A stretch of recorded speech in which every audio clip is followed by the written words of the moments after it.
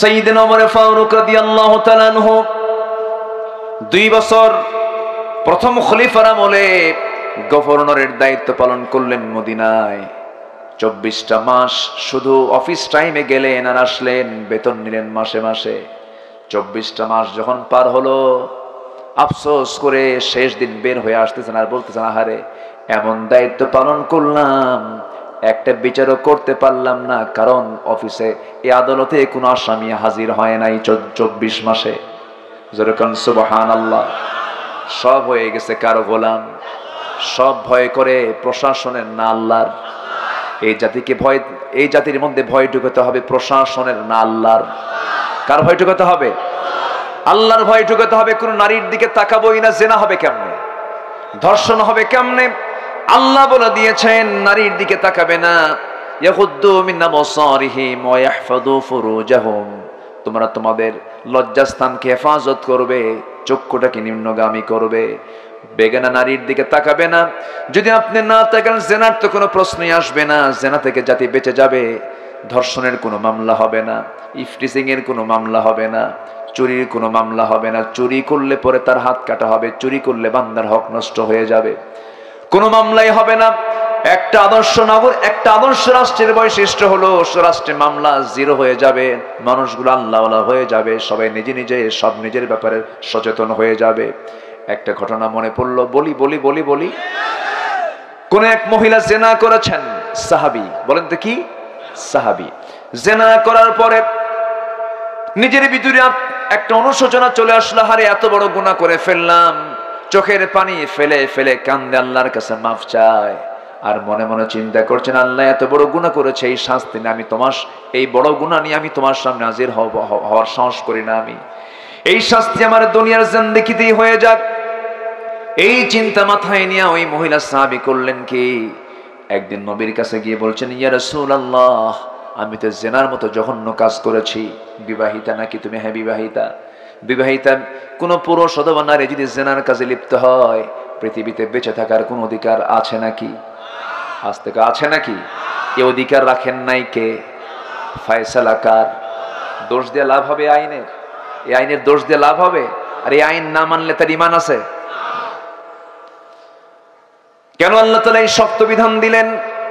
3টা অপরাধের শাস্তি মারাত্মক। নাম্বার 1 হলো কতলুন নফস। কোন মানুষকে যদি হত্যা করে ফেলে, ইসলাম বলছে তাকেও দুনিয়া থেকে বিদায় করে দাও। কুতিবা আলাইকুমুল কিসাস, কিসাস আল্লাহ রাব্বুল আলামিন ফরজ করে দিয়েছেন। নাম্বার 2 হলো আশ-শাইখুজ জানি, কোন বুড়া জেনাকার, ইয়াং জেনাকার নয়। অবিবাহিত জেনাকার যদি জেনা করে, মিয়াতা জালদা, 100 দররা পিটাও, যেন সে না মরে। 100 দররা তাকে পিটাও। তাকে হত্যার অর্ডার দেওয়া হয় নাই, কারণ অবিবাহিত অবস্থায় কোন জেনার কাজে লিপ্ত হলে পরে এটা একটা অবশ্যই গুনার কাজ, মৃত্যুদণ্ড দেওয়ার মতো নয়। কিন্তু বিবাহ করার পরও যদি তুমি জেনা করো, আল্লাহ তাআলা অপশন দিয়েছেন, জেনার কাছে যেও না, প্রয়োজন আরেকটা বিয়ে করো, প্রয়োজন আরেকটা বিয়ে করো, তবু তুমি জেনার কাছে যেও না। আমার বন্ধুগণ, জেনাকে বন্ধ করার জন্য আল্লাহ রাব্বুল আলামিন 4টা পর্যন্ত অপশন দিলেন। এরপরও যদি কোনো বান্দা জেনা করে, এটাকে সীমা রক্ষা হলো না, সীমা লঙ্ঘন হলো। লঙ্ঘন হয়ে গেল, আর যখন জেনার কাজটা বেড়ে যাবে, নতুন নতুন রোগ চলে আসবে, ওই রোগে ইমানদাররা আক্রান্ত হয়ে যাবে, সমাজ আক্রান্ত হবে, মহামারী সমাজে শুরু হয়ে যাবে, বড় ক্ষতি হয়ে যাবে। ওই লোকের দ্বারা সমাজে মানুষের মধ্যে মহামারী সৃষ্টি হোক, এটা আল্লাহ চান নাই বলে আল্লাহ বলছেন তাকে দুনিয়া থেকে বিদায় করে, কারণ সে ভাইরাস। কারণ সে কি? ভাইরাস। তাকে দুনিয়া থেকে বিদায় করে দাও। নাম্বার 3 হলো, যদি কোনো বান্দা আল্লাহকে গালি দেয়, রাসূলকে গালি দেয়, কোরআনকে গালি দেয়, দ্বীনকে গালি দেয়, ইসলামের বিরুদ্ধে যদি কথা বলে, সে মুরতাদ হয়ে গেছে। এই 3টা অপরাধের শাস্তি ইসলাম মৃত্যুদণ্ডে দণ্ডিত করতে বলেছে, দুনিয়া থেকে বিদায় করতে বলেছে। ওই মহিলা 2 নম্বর অপরাধ জেনার কাজে তিনি স্বীকৃতি দিচ্ছেন। রাসূল বলছেন, তুমি কি জেনা করেছো নাকি? হ্যাঁ হুজুর, আমি জেনা করেছি। না করো নাই? না হুজুর, জেনা করেছি। না করো নাই? না হুজুর, জেনা করছি। বারবার বলছেন। আমার নবীজি বলছেন, মহিলা তুমি তো নিজের জবানবন্দি দিয়ে ফেললে, আর কিচ্ছু করার নাই, সাক্ষী তো আর লাগবে না। জেনার সাক্ষী লাগে 4 জন। কয়জন বলেন? 4 জন। কিন্তু এখানে 4 জনের প্রয়োজন হচ্ছে না, কারণ ওই মহিলা নিজেই সাক্ষী দিয়ে ফেলতেছেন। রাসূল বলছেন, পেটে কোনো বাচ্চা আসছে নাকি, মিন্স বন্ধ হয়েছে নাকি? হ্যাঁ, মিন্স বন্ধ হয়ে গেছে, বাচ্চা পেটে চলে আসছে। রাসূল বললেন, কোনো উপায় নাই ও মহিলা, কোনো উপায় নাই, এই মুহূর্তে তোমার উপরে কোনো আইন কার্যকর করা যাবে না, যাও নিজের বাড়িতে যাও, সন্তান ডেলিভারি না হওয়া পর্যন্ত আমি তোমার উপরে কোনো আইন কার্যকর করতে পারবো না। মহিলা কান্দে আর বলে, হুজুর বাঁচবো যে গ্যারান্টি কে? রাসূল বলেন, যে আমি তোমার জন্য দোয়া করলাম, যাও। মহিলা চলে গেলেন, বাড়িতে থাকলেন, সেজদায় পড়ে পড়ে কান্দেন, চোখের পানি ফেলে ফেলে কান্দেন, তওবা করেন। কার কাছে কাঁদেন বলেন? আল্লাহর কাছে কাঁদেন। 9টা মাস পূরণ হলো, বাচ্চা ডেলিভারি হয়ে গেল, একদিনও পার হলো না, 2 দিন পার হলো না, 24 ঘন্টার মাথায় এর মধ্যেই ওই মহিলা নবীর কাছে হাজির হয়ে বলছেন, ইয়া রাসূলুল্লাহ, আপনি আমাকে এতদিন পর্যন্ত ওয়েট করতে বলেছেন, সন্তান ডেলিভারি হয়ে গেছে, আপনি আমার উপর আইন কার্যকর করে দেন। রাসূল বলছেন, মহিলা সন্তানটা জীবিত না মৃত?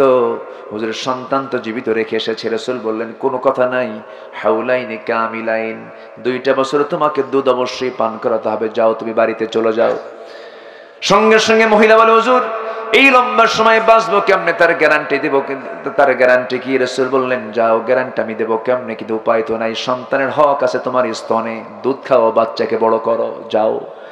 মহিলা চলে গেলেন, পরাক্রান্ত হৃদয় নিয়ে সন্তানকে দুধ পান করান, অন্য খাবারের প্র্যাকটিস গড়ে তোলেন। 6 মাসের মাথায় টোটালি সন্তানের দুধ বন্ধ করে, সন্তানকে কোলে করে নিয়ে টোটালি সন্তানকে দুধ বন্ধ করে দিয়া অন্য খাবারের অভ্যাস গড়ে তুলে সন্তানকে কোলে করে নবীর সামনে হাজির হয়ে বলছেন, ইয়া রাসূলুল্লাহি, এই যে সন্তান দুধ খাওয়া বন্ধ করে দিয়েছে, 3টা বার আপনার স্বর্ণপন্ন হলাম বিচারের জন্য, আজকে দয়া করে ফেরত দিবেন না।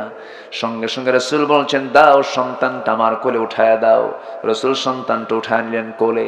এরপরে বলছেন, সাহাবীরা শোনো, এই যে আমার হাতে সন্তানটা দেখতে পেতেছে, এই সন্তানের লালন পালনের দায়িত্ব যে বান্দা গ্রহণ করবে, আমি রাসূল আর ওই দায়িত্ব পালনকারী ব্যক্তি জান্নাতের মধ্যে 2 নখের দূরত্ব অবস্থান করব। কয়েকজন সাহাবী দৌড় মেরে আসলেন, একজনকে কোলে উঠায়া দিলেন। এরপর রাসূল কাঁদা কাঁদা কণ্ঠে বলছেন, ও সাহাবীরা, মহিলাকে নিয়ে যাও, উন্মুক্ত মরু প্রান্তরে পাথর মেরে তাকে দুনিয়া থেকে বিদায় করে দাও।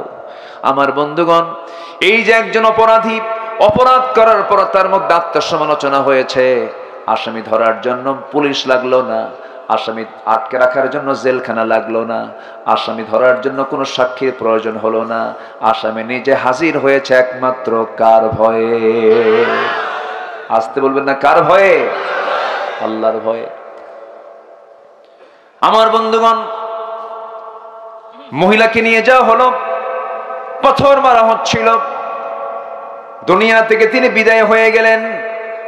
সাইয়েদনা আলী রাদিয়াল্লাহু তাআলা আনহু নবীর সামনে এসে বলছেন, ইয়া রাসূলুল্লাহ, ওই মহিলাকে যখন আমরা পাথর মারছিলাম, এমন সময় ওই মহিলার কিছু রক্ত, নাপাক রক্ত আমার গায়ে ছিটকেসে লাগলো। রাসূল লক্ষ্য করে দেখেন, আলী নাসিকা কুঞ্চিত করছেন, নাক শিকায় তুলছেন, ভরসনা করছেন। রাসূল বলছেন, আলী রে, তুমি কাকে ভরসনা করো, নাক শিকায় তুলো কার জন্য তুমি কি জানো? এই মহিলা সাহাবী আমার দুনিয়া থেকে বিদায় হওয়ার পূর্বে, রক্ত জমিনে পড়ার পূর্বে আল্লাহ তাআলা তার সকল তওবা কবুল করে নিয়েছেন, জান্নাতের মেহমান হয়ে গেছে। আমার নবীজি বললেন, মহিলা ও সাহাবীরা, এই মহিলারা জানাজার আয়োজন করো, জানাজার দায়িত্ব আমি কাউকে দেব না, আমি রাসূল নিজে তার জানাজা পড়াবো। আমার নবীজি জানাজা পড়ায় দিলেন, জানাজা সম্পন্ন হয়ে গেল। জানাজা সম্পন্ন করার পর আমার নবীজি সাহাবে কেরামকে লক্ষ্য করে বলছেন, সাহাবীরা শোনো, এই যে মহিলার জানাজা সম্পন্ন করা হলো, এই মহিলা জীবনের শেষ মুহূর্ত পর্যন্ত, শেষ নিঃশ্বাস পর্যন্ত যে পরিমাণ তওবা করেছে আর যে পরিমাণ চোখের পানি ফেলে ফেলে কেঁদেছে, এই মহিলার তওবা যদি মদিনার 70 জন গুনাহগারদের মাঝে যদি বন্টন করে দেওয়া হতো, প্রত্যেককে আল্লাহ রাব্বুল আলামিন মাফ করে প্রত্যেককে আল্লাহ রাব্বুল আলামিন জান্নাত বরাদ্দ করে দিতেন। জোরে বলে সুবহানাল্লাহ। কার ভয়? আসতে বলবেন না, কার ভয়? রাসূল এমন চরিত্র সাহাবে কেরামকে উপহার দিয়েছিলেন। আমার নবীজির চরিত্র ছিল মহান। সেই চরিত্র, মহান চরিত্রের ছোঁয়া পেয়ে আবু বকর তৈরি হয়েছেন, ওমর তৈরি হয়েছেন, আলী তৈরি হয়েছেন, ওসমান জিন্নুরাইন তৈরি হয়েছেন। আমাদের জন্য মডেল খোঁজার জন্য ইউরোপে যাওয়া লাগবে না, আমেরিকায় যাওয়া লাগবে না। আমাদের সকল কিছুর মডেল ইসলামে আছে না নাই? আছে না নাই? বুকটা ফেটে যায়। যুবকদের পোশাক ঠিক নাই, যুবকদের চাহনি ঠিক নাই, যুবকদের লেবাস ঠিক নাই, যুবকদের চাল চলন ঠিক নাই। যুবকরা যে পোশাকটা পরে ইসলামের পোশাক নাকি বলেন? মাথার যে চুলটা কাটে এটা কি ইসলামের নাকি বলেন? চুল কাটার আগে একটা ডিজাইন খোঁজে, বলে এই চুলের সাইজটা আমার করে দাও। কিন্তু যুবক চিন্তা করলো না, আমি যখন দুনিয়া থেকে বিদায় নেব রাসূলুল্লাহ আমার জন্য সুপারিশ করবেন। আমার নবীজির মাথার চুলটা কেমন ছিল, আমার নবীজির মুখের দাড়িটা কেমন ছিল, আমার নবীজি কেমন কাপড় পরেছেন, কেমন জুব্বা পরেছেন, কেমন পোশাক পরেছেন, তেমন পোশাক আমার পরতে হবে। এটাই হলো নবীজির সুন্নাহকে মেনে চলা। আজকের যুবকদের মাথার চুলের সাইজ দেখছেন নাকি? দেখেছেন তো মাথার চুলের সাইজ কি? দুই দিকে চুল কেটে চামড়া বের করা, এইদিকেও চুল নাই, এইদিকেও চুল নাই, পিছনেও চুল নাই, চামড়া বের করে মাথার উপরে গোল কইরা সেন্ট মার্টিন দ্বীপ আছে না নাই? এই হলো মাথার চুল। এরপর এমন শার্ট পরে, শার্টটা এত ছোট, আবার প্যান্ট এত নিচে পড়ে, সীমান্ত বর্ডার, ঠিক আছে না? অথচ প্যান্ট পরার নিয়ম হচ্ছে নাভিতে না নাভির উপরে? নাভির নিচে পরা হালাল না হারাম? সর্বক্ষণের জন্যই বলবো।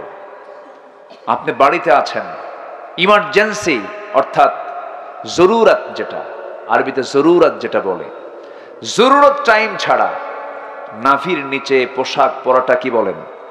আস্তে কয়, আরো জোরে, আরো জোরে, হারাম। নাভির উপরে পড়তে হবে। সেই প্যান্ট এত নিচে নামছে। আমি মসজিদে ঢুকছি একদিন নামাজ পড়ার জন্য, দেখি এক ইয়াং ছেলে এরকম প্যান্ট আর শার্ট পরে নামাজে দাঁড়াইছে। তো আমি সুন্নতের নিয়ত আগে করলাম না, ভাবলাম দেখি আজকে ওর নামাজটা দেখি। রুকুতে যখন গেছে, রুকুর ঠেলায় দেখি মানে শার্ট উপরে প্যান্ট নিচে, মাঝখানে কিছু নাই। তো ভাবলাম এই তো রুকু, সেজদায় যে কি হবে আল্লাহ জানে। সেজদায় যখন গেছে তখন দেখে প্যান্ট খুইলে আন্ডার প্যান্ট বেরোইছে। আমি কি ভুল বলছি? আমি কি ভুল বলছি? এগুলো পোশাক ছেড়ে দাও, অবৈধ রিলেশন ছেড়ে দাও। বিবাহ পূর্ব কোনো প্রেম হয় না, বিবাহ পূর্ব হয় নোংরামি, জেনা। বিবাহ পূর্ব কোনো প্রেম আছে? আজকের দেশের যে সিনেমা নাটকগুলো দেখানো হয় সম্পূর্ণ জেনাকে সুরসুরি দেওয়ার জন্য দেখানো হয়। ফেসবুকে চোখ রাখার মতো কোনো সুযোগ নাই। জাতীয় লুচ্চাগুলো হয় সিনেমার নায়ক আর নায়িকা, চরিত্র নাই এদের। এদের বিবাহ, এদের পারিবারিক জীবন তো অশান্তি। কার বউ নিয়ে কে শুয়ে থাকে তার কোনো হুঁশকাণ্ড নাই, ঠিক কিনা? এই সমস্ত অশ্লীল সিনেমা নাটক সমাজের দর্পণ নাই, সমাজ ধ্বংস করার হাতিয়ার এগুলো। কিসের সেন্সর বোর্ড এগুলো? অকাম এগুলো সব। এগুলোকে ঢেলে সাজাতে হবে, এগুলোকে সাজানো দরকার। কোমর বের করা, পিঠ বের করা, হাত পা বের করা, নোংরা পোশাক পরে যে অভিনয় হয়, এটা কোনো অভিনয় নয়, এটা কোনো সিনেমা নয়, এটা জিনার কারবার। এগুলো কথা বললে আমরা দোষী হয়ে যাই, বলে যাব হারাম কথাগুলো। হারামের বিরুদ্ধে আমাদের অবস্থান নেওয়ার দরকার আছে না নাই? আসতে বলবেন না, আছে না নাই? আমার মার সম্মান দিয়েছেন কে? আমার মার কাপড় শরীর ঢাকতে কি 4 গিরা দরকার না 4 গজ দরকার? বলেন কয় গজ দরকার? কিন্তু আজকে মেয়েরা ঢাকে কয় গিরা দিয়া? 4 গিরা দিয়া। 1971 সালে দেশ স্বাধীন হয়েছে। স্বাধীনতার আগে আমার দেশের দাদিরা, নানিরা, আমার দেশের মা বোনেরা, তারা ব্লাউজ বানাতে ব্লাউজের কাপড় লাগাতেন 1 গজ 4 গিরা। 1 গজ, যা দিয়ে হাত পর্যন্ত, কোমর পর্যন্ত, পেট পর্যন্ত, পিঠ সব ঢেকে যেত। দেখার কোনো সুযোগ দিতেন না আমার সেই দাদি নানিরা। দেশ স্বাধীন হওয়ার পর স্বাধীনতার 54 বছরে এসে এমন স্বাধীন হয়েছে, স্বাধীনতার ঠেলায় 1 গজই বাদ আছে খালি 4 গিরা। আমি কি ভুল বলছি? মাকে কাপড় চোপড় ঢেকে দেওয়ার দায়িত্ব কার? অনেকে কে আল্লাহ। এই ভালো করে কোন কার? আমাদের। বলেন কাদের? শীতের ভিতর শীত, প্রচন্ড শীত, তাও গায়ে কাপড় চোপড় দেয় না, গন্ডারের চামড়া, একদম ঠান্ডাও লাগে না। রাগ করতেছেন নাকি আপনারা? মায়েরা আছে নাকি?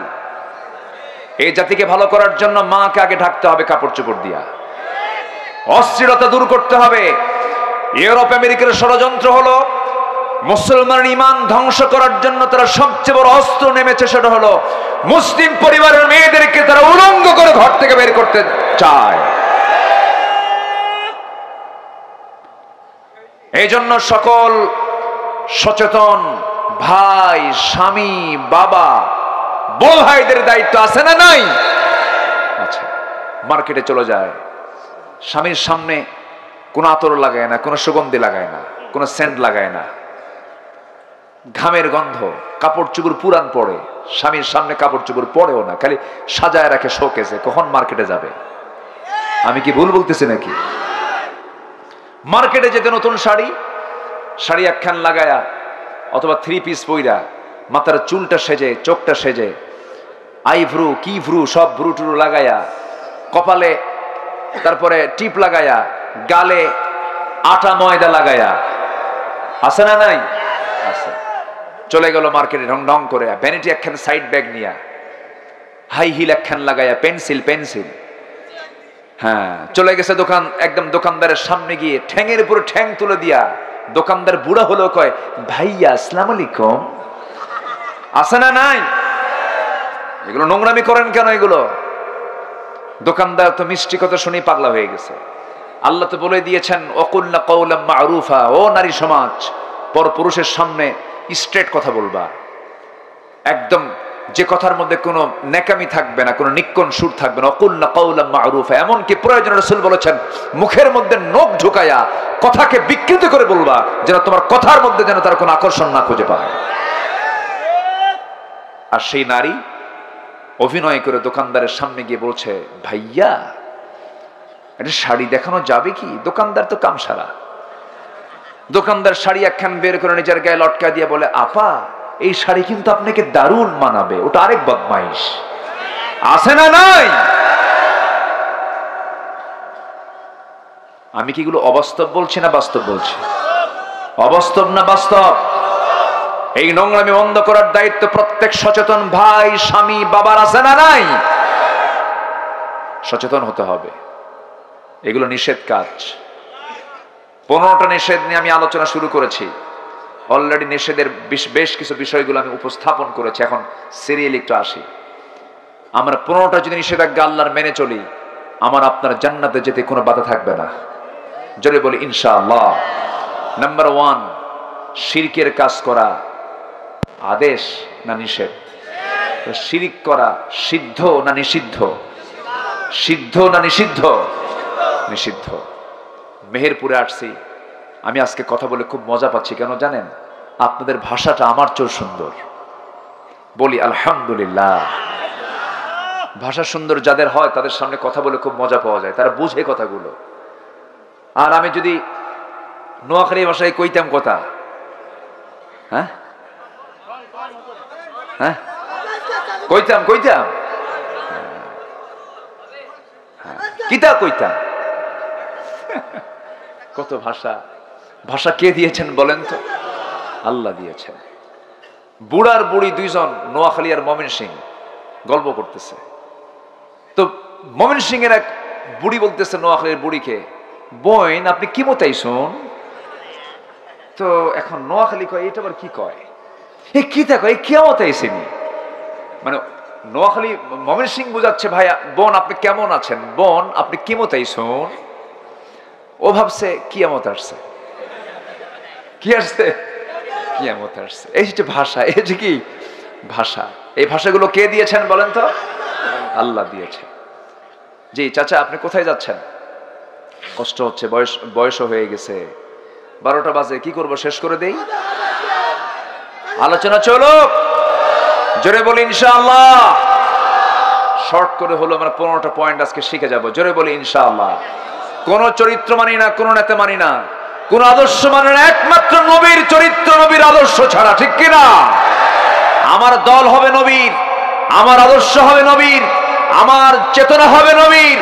নবীর বাইরে যা আছে তা আমরা পচা অবস্থা মনে করে ধিক্কার মারি, ঠিক কিনা? আল্লাহ কবুল করুন, জোরে বলে আমিন। এক নাম্বার, শিরিক করা সিদ্ধ না নিষিদ্ধ? কে করেছেন?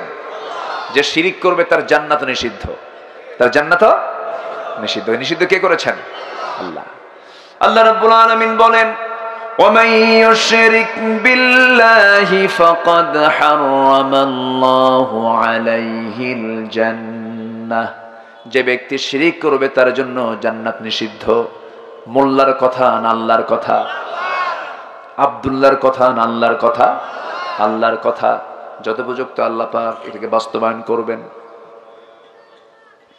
এখন প্রশ্ন হলো, শিরিকটা কি?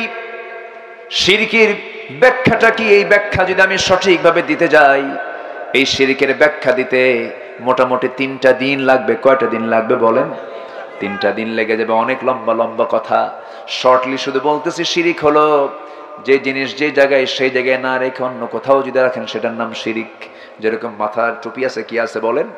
টুপি। এই টুপি যদি মাথায় না রেখে যদি হাঁটুতে রাখেন, টুপির প্রতি জুলুম হয়ে গেল। জুলুম এক প্রকার শিরিক। ইন্না শিরকা লাযুলমুন আযীম। আল্লাহ রাব্বুল আলামিন শিরিককে বরদাস্ত করতে পারেন না। আল্লাহ দিয়েছেন চোরের বিধান, আল্লাহ দিয়েছেন ডাকাতের বিধান, আল্লাহ দিয়েছেন অর্থনীতির বিধান, আল্লাহ দিয়েছেন সমাজনীতির বিধান, আল্লাহ দিয়েছেন খুনের বিধান। কিন্তু আল্লাহর বান্দা সেই বিধানকে তোয়াক্কা না করে বান্দা নিজে আইন প্রণয়ন করে আল্লাহর বিরুদ্ধে আইন বাস্তবায়ন করে। এর চাইতে বড় শিরিক আল্লাহর জমিনে আর নাই। সূর্য কার নিয়মে চলে? চন্দ্র কার নিয়মে চলে? আকাশ কার নিয়মে চলে? জমিনটা কার নিয়মে চলে? আমি আপনি ধান লাগায় আসি, জমিতে ধান বপন করি, বীজটা লাগায় আসি, সেই বীজটা বড় করেন কে? সেটাকে সুন্দর করে বড় করে প্রস্তুত করেন তিনি আমার কে? আমি আম গাছ ছোট্ট লাগায় দিয়েছি, সেই আম গাছটা বিশাল আকারে বড় করেছেন কে? আম গাছে আম দেন কে? জাম গাছে জাম দেন কে? মাটি 2 রকম না এক রকম? মাটি এক রকম কিন্তু ফল 2 রকম। কে করে দিয়েছেন? আল্লাহ করে দিয়েছেন। সবকিছু যদি আল্লাহর নিয়মে চলতে পারে, আমার চোখ আল্লাহর নিয়মে চলে, আমার হাত আল্লাহর নিয়মে চলে, আমার পা আল্লাহর নিয়মে চলে, সমাজটা চালাতে নিয়ে তুমি আল্লাহর নিয়ম কেন মানবা না? এটা তোমার জন্য শিরকের কাজ হয়ে যাবে। শিরক আল্লাহ রাব্বুল আলামিন মাফ করবেন না। সব গুনাহ মাফ হবে। আল্লাহ বলছেন, তোর যত গুনাহ, সব গুনাহ মাফের দায়িত্ব আমি আল্লাহ নিয়ে নিলাম, তুই আমার কাছে শিরক মুক্ত হয়ে আয়। আল্লাহ তো শিরক বিশাইআন বিকরাবিল আরদিল খাতায়া। তোমার সমস্ত গুনাহগুলো জমিন চেয়ে গেছে, কোনো সমস্যা নাই। সব গুনাহগুলো আমি আল্লাহ সব মুছে দেব, সব ইরেজ করে দেব। শর্ত হলো গুনাহমুক্ত হয়ে আমার কাছে শিরিক মুক্ত হয়ে আস, আমি তোমাকে গুনাহমুক্ত করে জান্নাত দিয়ে দেব। শনিবারে বাস কাটা যাবে না, মঙ্গলবারে বিয়ে হওয়া যাবে না। এগুলো আছে নাকি? আছে, এগুলো আছে। বিয়ের দিন যার বৃষ্টি হবে সারাদিন তার চোখের পানি ফুরাবে না। দেখছেন কি মুফতি আজম? এ ওঠেকে ধরেন তো, বসেন বসেন। আমি তো বহুদূর যাব, আমি যাব না? আমিও তো যাব, আপনিও যাবেন, আমরা একসঙ্গে দোয়া শামিল হয়ে যাব। জোরে বলি ইনশাআল্লাহ। নাম্বার 2 হলো অবিচার করা নিষিদ্ধ। বিচার করতে হবে, সঠিক বিচার করবেন, আল্লাহ তাআলা সঠিক বিচারের ফলাফল আপনাকে জান্নাত দিয়ে দিবেন। আল্লাহ রাব্বুল আলামিন বলছেন, ও বান্দা, আরশ আজিমের ছায়া আমি 7 শ্রেণীকে রাখবো। এর মধ্যে 1 নাম্বার শ্রেণী হলো সঠিক বিচার যারা করে। জোরে কোন সুবহানাল্লাহ। এখানে আলেমকে ডাকেন নাই, এখানে নামাজিকে আগে ডাকেন নাই, দানবীরকে আগে ডাকেন নাই, এগুলো ডেকেছেন পরে। 1 নাম্বারে বলেছেন, যদি কোনো বান্দা দুনিয়াতে সঠিক বিচার করতে পারে, আমিও তো বিচারক, সঠিক বিচার করনেওয়ালাকে আমি আল্লাহ আমার আরশ আজিমের ছায়ার নিচে 1 নাম্বার তালিকায় স্থান দিয়ে দেব। জোরে বলি সুবহানাল্লাহ। এই জন্য বিচারকের দাম সবচেয়ে কম না সবচেয়ে বেশি? যদি সে সঠিক বিচার করে। আর সঠিক বিচার না করলে খবর আছে না নাই? আসতে বলবে না, খবর আছে না নাই? খবর আছে। এই সঠিক বিচার যদি আজকে হতো, আল্লামা সাইদিকে আজকে আমরা হারাতাম না। হারাতাম না। বেচারাটা আমাদেরকে ফাঁকি দিয়ে চলে গেছেন। সবাই বাড়িতে ফিরল, উনি আর বাড়িতে ফিরলেন না। আল্লাহ তুমি তার কবরটাকে জান্নাতের টুকরা বানায় দাও, জোরে বলি আল্লাহুম্মা আমিন। বড় আফসোস সম্মানিত ভাইরা, অনেক ইমাম আল্লামা সাঈদীর জন্য দোয়া করতে গিয়ে মসজিদের চাকরি হারিয়েছিল। যারা মসজিদের চাকরি থেকে চাকরিচ্যুত করেছে ওদের ঈমান আছে কিনা সন্দেহ, ঠিক কিনা বলেন? একজন মাসলুমের জন্য দোয়া করা তার দায়িত্ব, ঠিক কিনা? চলে গেলেন না হত্যা করা হলো? বলেন তো, বলেন বলেন বলেন বলেন। তাফসীর মাহফিলের এই প্ল্যাটফর্ম থেকে আমরা সুস্পষ্ট ভাষায় জানিয়ে দিতে চাই, এই প্ল্যাটফর্মের মানুষ তিনি ছিলেন, এই অঙ্গনের মানুষ ছিলেন। এই অঙ্গনের এই প্ল্যাটফর্ম থেকে সুস্পষ্ট ভাষায় জানিয়ে দিতে চাই, একটা সুস্থ মানুষকে জেলখানা থেকে বের করে কয়েক হসপিটাল ক্রস করে শাহবাগের সেই হসপিটালে তাকে হসপিটালাইজড করে পরিকল্পিতভাবে মেডিকেল টিম গঠন করে তাকে পয়জনিং করে যে দুনিয়া থেকে বিদায় করা হলো, যারা করেছে সেই মেডিকেল টিমকে অবশ্যই অবিলম্বে গ্রেফতার করে চূড়ান্তমূলক শাস্তি নিশ্চিত করা হোক। এ মতের পক্ষে রাজি আছেন কারা কারা? হাত উঁচু করে দেখা।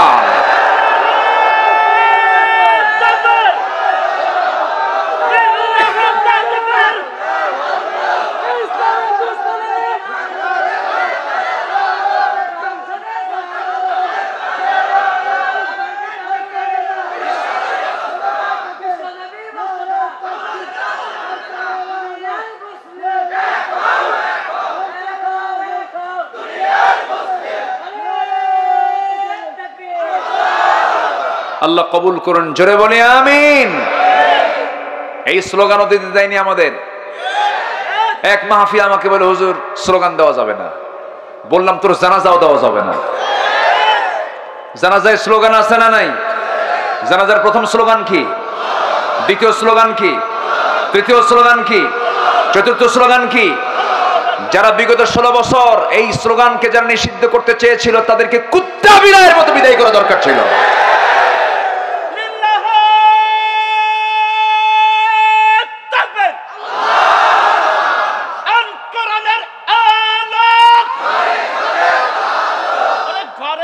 সংসদ অন্তরণের আলোক, আমার নেতা তোমার নেতা লিল্লাহ তাকবীর। আল্লাহ কবুল করুন, জোরে বলি আমিন। আল্লাহ যে কত খুশি হন তার নাম নিলে পরে, সুবহানাল্লাহ। দুনিয়াতে আপনি বারবার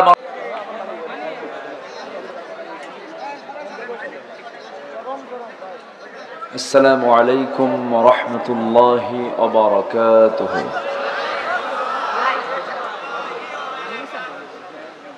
السلام عليكم ورحمة الله وبركاته.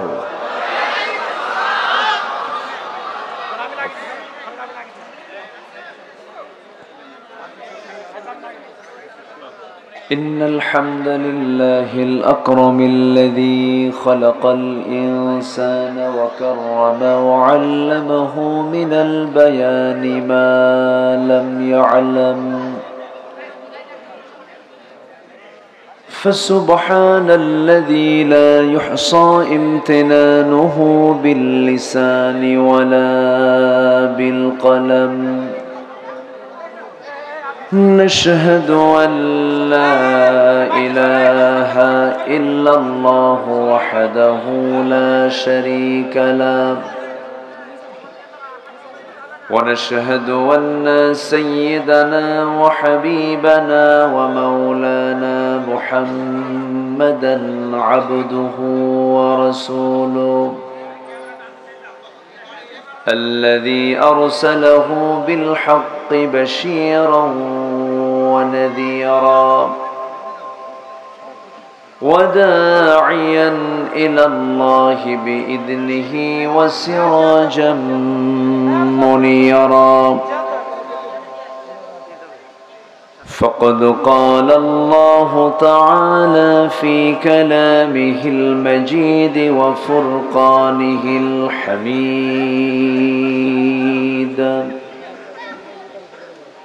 أعوذ بالله من الشيطان الرجيم بسم الله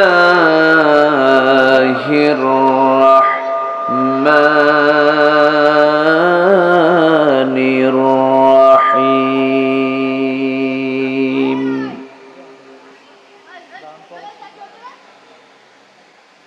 نون والقلم وما يسطرون ما أنت بنعمة ربك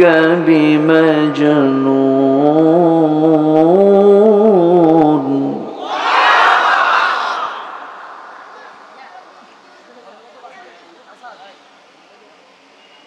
وإن لك لأجرا غير ممنون وإنك لعلى خلق عظيم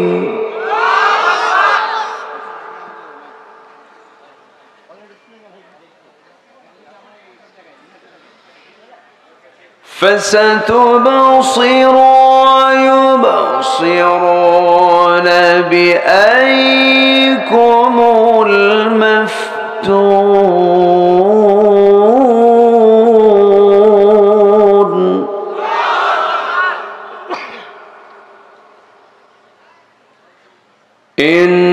إن ربك هو أعلم بمن ضل عن سبيله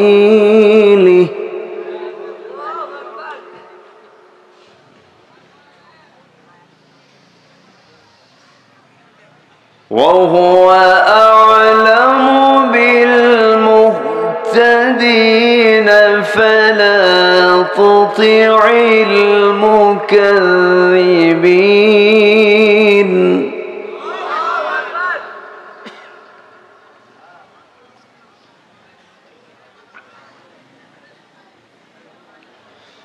الله أكبر بسم الله الرحمن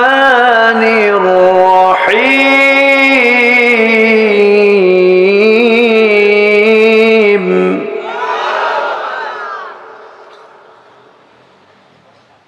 إن الله وملائكته يصلون على النبي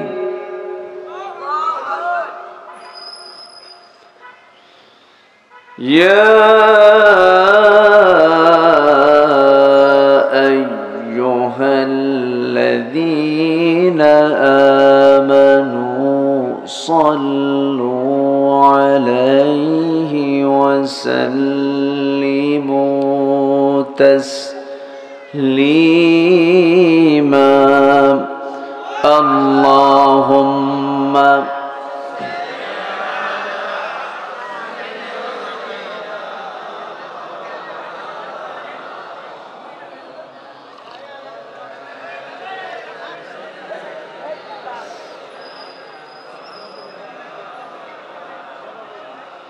একটু মহব্বত দিয়ে নবীর প্রেমে মাতোয়ারা হয়ে জবান খুলে আওয়াজ দিয়ে সবাই বলুন আল্লাহুম্মা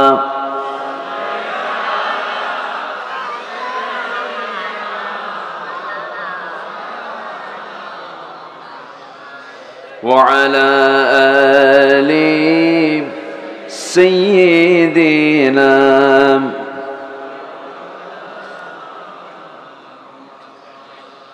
রসুল আমার ভালোবাসা রসুল আমার ভালোবাসা রসূল আমার প্রেম বিরহের মূল আলোচনা, রসূল আমার কাজে কর্মে অনুপ্রেরণা, রসূল আমার ভালোবাসা। আল্লাহুম্মা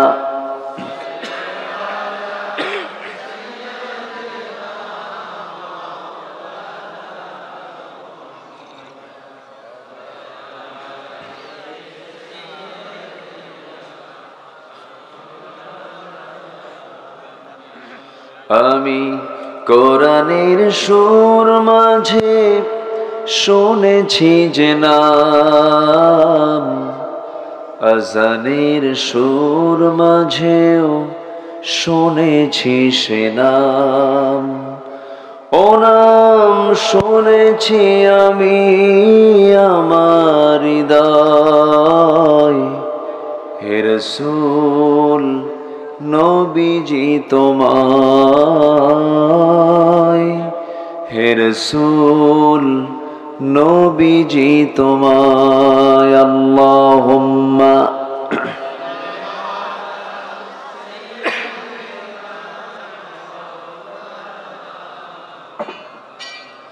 ওয়া আলা আলি সাইয়্যিদিনা। সবাই বলুন বালাগাল উলা বিকামালিহি, কাশাফাত তুজা বিজামালিহি, হাসুনাত জামিউ খিসালিহি, সাল্লু। আরবের বুকে মক্কার পরে যেথায় মা আমিনার ঘর, খোদার রহমতে কৌসার হয়ে ঝরছে বারংবার। বালাগাল উলা বিকামালিহি, কাশাফাত তুজা বিজামালিহি, حسنت جميع خصاله سلوا।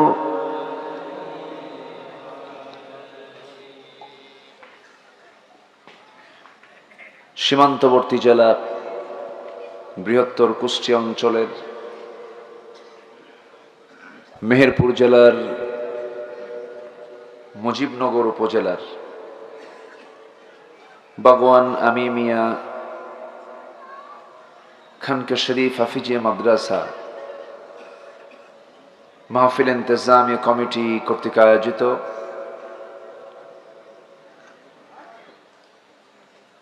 ঐতিহ্যবাহী তাফসীরুল কোরআন মাহফিল 2024 মাদ্রাসা মাঠে অনুষ্ঠিত আজকের এই মহৎ আয়োজনের সম্মানিত সুযোগ্য সভাপতি, আজকের মাহফিলের বরেণ্য সাহেবে সদর জনাব হাফিজ মাওলানা রুহুল আমিন,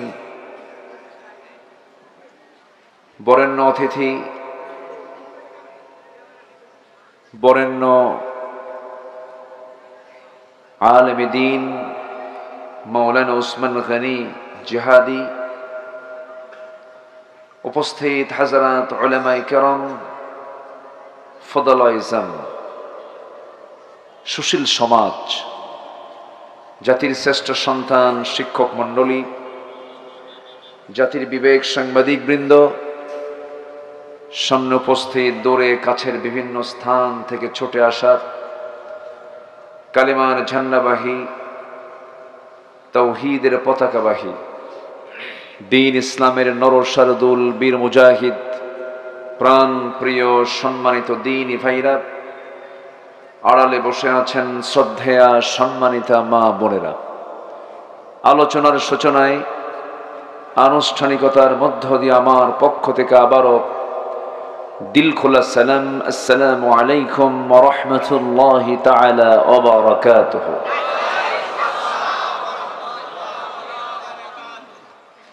সবাই কেমন আছেন? আমাকে প্রশ্ন করলেন, আল্লাহ তাআলা আমাকে আপনার মতোই আপনার কাতারেই রেখেছেন। বলছি আলহামদুলিল্লাহ। আজকের মাহফিলে যদিও পোস্টারে তার নামটা নাই, আমার বাম পাশে যিনি বসে আছেন সম্মানিত পুলিশ কর্মকর্তা মহোদয়, তাকে ধন্যবাদ জানাচ্ছি এমন একটি মাহফিলে অংশগ্রহণ করে মাহফিলের সৌন্দর্য শৃঙ্খলা রক্ষার্থে তিনি তার নিজের পক্ষ থেকে তিনি চেষ্টা করেছেন। এই জন্য আল্লাহ রাব্বুল আলামিন তাকে উত্তম জাযায়ে খায়ের দান করুন। জোরে বলি আল্লাহুম্মা আমিন। সম্মানিত উপস্থিতি, 2008 সাল, আজকে 2024 সাল,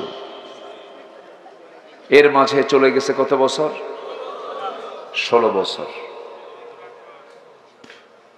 সম্মানিত ভাইয়েরা, আমরা এখানে যারা বসে আছি,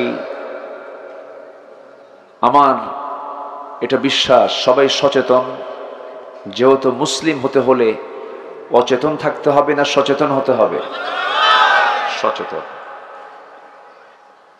এমনও ব্যক্তি এখানে আছেন যিনি আমাকে পড়াতে পারবেন। অনেক জ্ঞানী গুণী বিভিন্ন শ্রেণীর মানুষ আমাদের মাহফিলগুলোতে উপস্থিত হয়ে থাকে। সম্মানিত উপস্থিতি, আমরা দীর্ঘ এই 16 বছর বিপরীত স্রোতে আমাদেরকে চলতে হয়েছে। মঞ্চে আজকে এই দৃশ্যের অবতারণা, এটি একটি বিরল ছিল ওই 16 বছরে। একজন থানার কর্মকর্তা পার্শ্বে বসে আমাদের সঙ্গে আলোচনায় সামিল হওয়া, এটা একটা কঠিন পরিস্থিতি ছিল। আমাদেরকে কথা বলতে দেওয়া হয়নি, মাহফিল থেকে স্টেজ থেকে নামিয়ে দেওয়া হয়েছে। এরপরে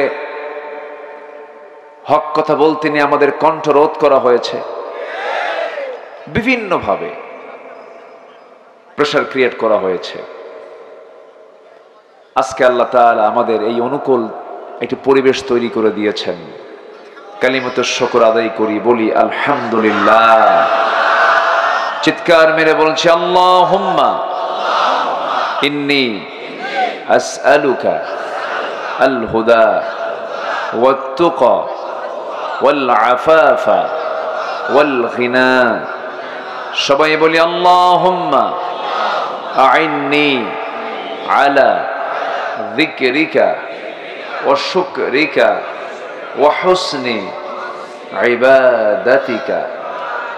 আমরা আল্লাহ তাআলার শুকর আদায় করলাম, বলি আলহামদুলিল্লাহ। আমার উঠতে একটু দেরি হয়ে গেছে, আমি এসেছি অনেক আগে। মাদ্রাসার মাহফিল একটু কালেকশন তো করতেই হয়, কারণ এদেশের মসজিদ মাদ্রাসাগুলো চলে হলো আমার আপনার লাউ আর কদু বেচার টাকা দিয়া। দোয়া করেন আল্লাহ যেন এমন একটি সিচুয়েশন দেশে চালু করে দেন, আমাদের মধ্য দিয়ে যেন এই দেশের 4.5 লক্ষ মসজিদ সহ আরো যে হাজার হাজার দ্বীনি প্রতিষ্ঠানগুলো আছে, এগুলো যেন সরকারিভাবে, সরকারি অনুদানে, সরকারের সহযোগিতায় যেন এগুলো চলতে পারে, এমন একটি পরিবেশ যেন তৈরি করে দেন আমার আল্লাহ তাআলা। আল্লাহ কবুল করুন, জোরে বলি আমিন। তখন এরকম করে কালেকশন করা লাগবে না। সম্মানিত ভাইয়েরা, আমি আমার অভ্যাস অনুযায়ী কোরআনে কারীমের গুরুত্বপূর্ণ একটি সূরা, সূরাতুল কালাম থেকে, কলম মানে কি? এই যে কলম, কলম কিন্তু আরবি। কলম শব্দটা কি? লেখা হয় যা দিয়ে, তাকে কি বলে? কলম। কালাম এটা আরবি শব্দ। তাহলে আমরা যখন কলম বলি তখন এর মধ্যে অবশ্যই সোয়াব আছে না নাই? এটা সূরার নাম কি? কলম। কফ লাম মিম, মা ইয়াসতুরুন, যা দিয়ে লেখা হয়। নুন ওয়াল কলমি ওয়া মা ইয়াসতুরুন, যা দিয়ে লেখা হয়।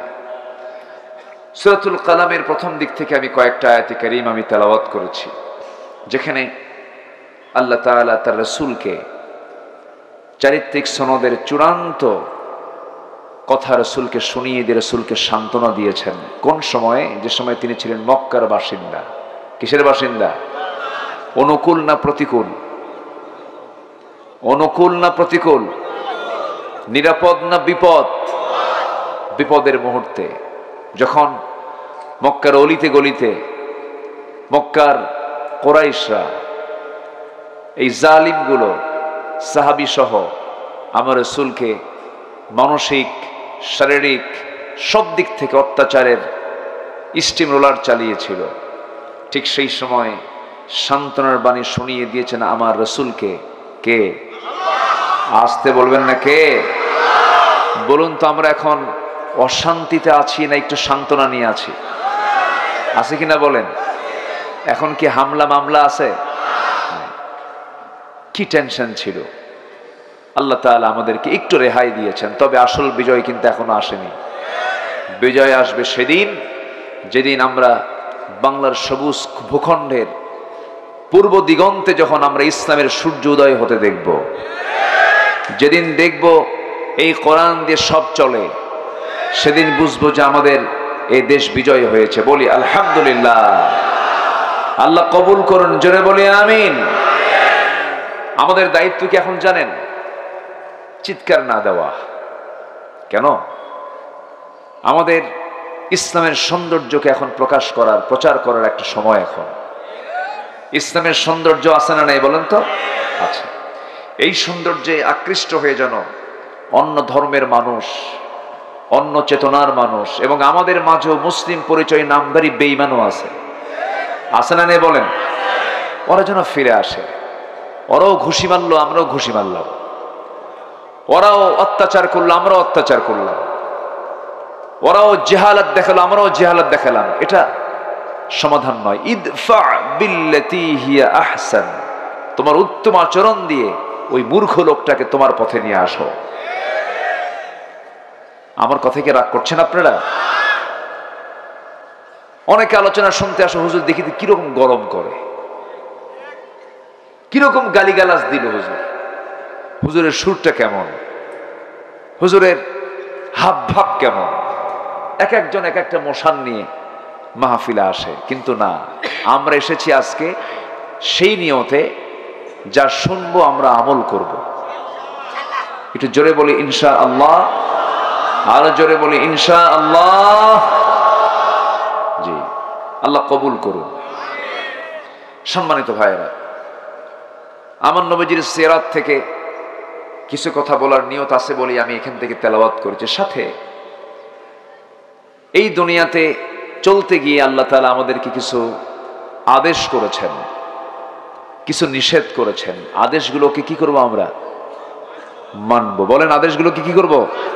মানব। নিষেধগুলোকে পরিহার করব। কি সুন্দর ভাষা দেখতে যায়। আল্লাহ বলে, তুই আমার যত ডাকবে আমি তত খুশি হয়ে যাব। বেশি ডাকলে খুশি হন তিনি একমাত্র পৃথিবীতে একজন, তিনি আমার কে?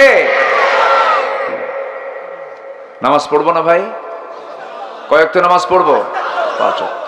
তাহলে বিচার করব না অবিচার করব? কিছু বাবা আছে ছেলের অবিচার করে, আছে কি না? ছেলেকে একটা কম দেয়, আরেকটাকে বেশি দেয়। এটা কি বিচার না অবিচার? বাপ হইছেন কিন্তু উপায় নাই, জাহান্নাম যেতে হবে। এক ছেলেকে 3 বিঘা লিখে দেয়, আরেক ছেলেকে দেয় না। আছে? আছে কিনা? আছে কিনা? এটা করা যাবে? এটা হালাল না হারাম? এটা সঠিক বিচার না অবিচার হলো? অবিচার হলো। অবিচার বলতে এখানে শুধুমাত্র রাষ্ট্রীয় কাঠামোকে বোঝায় নাই। আপনার স্ত্রীর হক আছে, আপনি সঠিকভাবে হক আদায় করলেন না, আপনি অবিচার করে ফেললেন।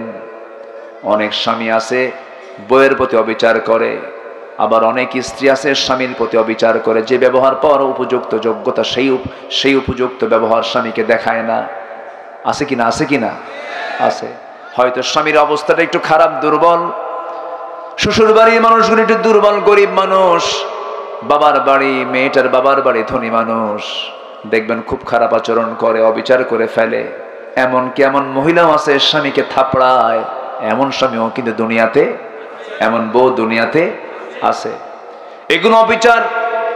আমার বন্ধুগণ, কোন ক্ষেত্রে কোনো বিচার করা যাবে না। আপনি বড় কর্মকর্তা, আপনার অধীনে যারা আছে, আপনি তুই তাকার করতে পারবেন না, খারাপ ব্যবহার করতে পারবেন না। হয়তো আপনার পদোন্নতি হয়েছে, আপনি বড় অফিসারের পদে বসেছেন, কিন্তু সে তো আল্লাহর গোলাম। সে হয়তো সাধারণ কোনো কর্মকর্তা হতে পারে, আপনি বড় কর্মকর্তা হতে পারেন, কিন্তু সম্মান, শ্রদ্ধা, স্নেহ কোনো অংশে কম রাখা যাবে না। যদি কম বেশি করেন, এটা বিচার না অবিচার? অবিচার হয়ে যাবে। এইরকম করে প্রত্যেকটা জায়গায় সঠিক বিচার করতে হবে। ওমরে ফারুক রাদিয়াল্লাহু তাআলা আনহু তিনি সফরে বের হয়েছেন, প্যালেস্টাইন সফরে বের হয়েছেন। তিনি এক ভৃত্যকে সাথে নিয়ে ভৃত্যকে বললেন, ভৃত্য, আমি উটের পিঠে চললাম, তুমি লাগামটা ধরো। লাগাম ধরে ধরে যাচ্ছেন, উটের ওই ভৃত্যটা চলতে চলতে পা লেগে গেছে। ওমরে ফারুক বলছেন, ভৃত্য, তুমি এখন আমার উটের পিঠে চড়ো, আমিও লাগামটা ধরি। ভৃত্য বলছে, এটা কেমন করে হয়? আপনি খলিফাতুল মুসলিমিন, অসম্ভব ব্যাপার। না না, এটা হতে পারে না। ওমরে ফারুক বলছেন, ও আমার ভাই, আমি রাষ্ট্রের প্রধান হতে পারি, তুমিও বান্দা, আমিও বান্দা। আজকে যদি আমি এই সমতা রক্ষা না করি, কিয়ামতের দিন আল্লাহ পাক আমাকে জালিমের কাতারে শামিল করবেন।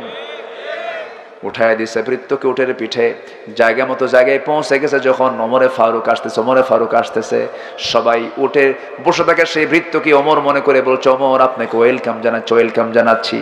ভৃত্য কয়, চাকরকে, আমি তো ওমর নই, লাগামটা ধরে আছে সেই লোকটাই ওমর। জোরে বলে সুবহানাল্লাহ। এই ব্যবহার দেখে বলে ফেলছে, আশহাদু আল্লা ইলাহা ইল্লাল্লাহ। সম্মতা। সাইয়েদনা ওমর ফারুক রাদিয়াল্লাহু তাআলা আনহু একদিন এশার নামাজটা পড়ায়া ইমামতির দায়িত্ব তিনি পালন করেছেন। যারা এই রাষ্ট্রপ্রধান হবে, তারা নামাজ পড়বে না পড়াবে? আজ তারা পড়বে না পড়াবে? আবু বকর পড়ছেন না পড়াইছেন? ওমরে ফারুক পড়েছেন না পড়াইছেন? ওসমান জিন্নুরাইন তিনি পড়ছেন না পড়াইছেন? আলী আদম তিনি পড়েছেন না পড়াইছেন? আমার নবীজি পড়েছেন না পড়াইছেন? যাই হবে নেতা, সে হবে মুসল্লি না ইমাম? বলেন বলেন বলেন বলেন। ইমাম। সাইয়েদনা ওমর ফারুক রাদিয়াল্লাহু তাআলা আনহু এশার নামাজ পড়ায়া ঘরের মধ্যে ঢুকে বলছেন, আমার স্ত্রী, একটু খাবার দাও, ঘুম তো আসে না, জনগণকে না দেখলে আমার ঘুম হয় না। তিনি খেলাফতের দায়িত্ব পালনের পর থেকে ওই যে অসুস্থ হলেন, সে অসুস্থতা মৃত্যু পর্যন্ত তাকে নিয়ে চলে গেল, শুকায় গিয়েছিলেন। তাকে বলা হলো, ওমর, এরকম শুকায় যান কেন? তিনি বলছেন, তোমরা আমাকে যে দায়িত্ব দিয়েছো, এই দায়িত্ব আমাকে স্বাস্থ্যহীন করেছে। আমার ঘুম হয় না, আমার ঘুম হয় না, আমার ঘুম হয় না, জনগণকে না দেখলে আমার ভালো লাগে না। এশার নামাজ পড়ে তার প্রত্যেকটা রাত ডিউটি ছিল তার প্রতিবেশীকে দেখতে যাওয়া। এক রাতে প্রতিবেশীকে দেখতে গেলেন, প্রতিবেশীর ঘর থেকে কান্নার আওয়াজ আসে, বাচ্চারা কান্দে। কান্দে কেন? এই বাড়িতে মা নাই নাকি? বাচ্চার মা নাই নাকি? বাচ্চার মা বের হয়ে আসছে। কান্দে কেন বাচ্চারা এত রাতে? খাবার নাই কেন? তোমার স্বামী কি হয়েছে? স্বামী মারা গেছে, আমি বিধবা মানুষ, চুল পরিমাণ কোনো খাবার নাই, শুধু পানি জাল দিচ্ছে, অভিনয় করতেছে, কি করবে? এই জন্য সন্তানগুলো কান্দে। ওমরে ফারুক কাঁদতে কাঁদতে চলে আসছেন খাজানায়, খাদ্য গোদামে চলে আসছেন। এক বস্তা আটা নিজের পিঠে বহন করে নিয়ে আসতেছেন। ম্যানেজার বলছে, ওমরে ফারুক রাদিয়াল্লাহু তাআলা আনহু, আমাকে দেন দায়িত্ব, আমি নিজে পৌঁছায় দেব। ওমরে ফারুক বলছেন, কিয়ামতের দিন আমার আমলনামা তোমার পিঠে যাবে না, আমার দায়িত্ব আমাকে পালন করতে দাও। চলে গেছেন। চলে গিয়ে বিধবার হাতে আটার বস্তা তুলে দিয়ে বলছেন, আমি ওমর তোমাকে দিয়ে গেলাম, আবার যখন ফুরে যাবে আমাকে সংবাদ দিবা। ওমর নিজের দায়িত্বে তোমার ঘরে আটার বস্তা পৌঁছাইয়া দেবে। চলে গেছেন আরেকটা বাড়ির সামনে, হাউমাউ করে কান্দে এক মহিলা, চিৎকার করে করে কাঁদতেছে, যেন কি যেন হয়ে গেছে। খবরটা নিলেন। ওই মহিলার কান্দার হেতু হলো বাচ্চা পেটে আসছে, সন্তান ডেলিভারির সময় হয়েছে, কিন্তু ধাত্রী নাই, বাচ্চা ডেলিভারি হচ্ছে না। মহিলা মারা যেতে পারে অথবা সন্তান মারা যেতে পারে। দেরি করলেন না, গভীর রাতে সোজা বাড়িতে এসে বউটাকে ডাক দিয়ে বলছেন, বউ আমার বড় বিপদ হয়ে গেছে। কি? বোরকাটা পড়ো।